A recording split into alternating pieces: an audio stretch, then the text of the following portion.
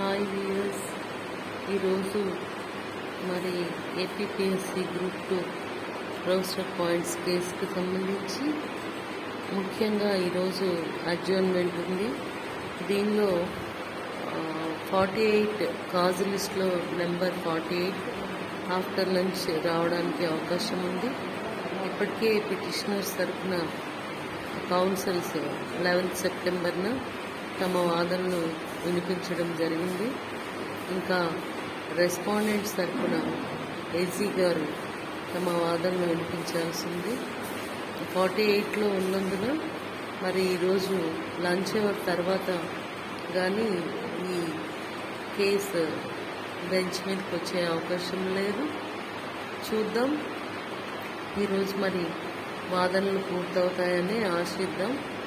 Let us hope for a better advancement in this case. Wish you good luck, all the aspirants of Group 2 APPSC. Have a good day. Bye. Like, share and subscribe Shyamla channel. Bye.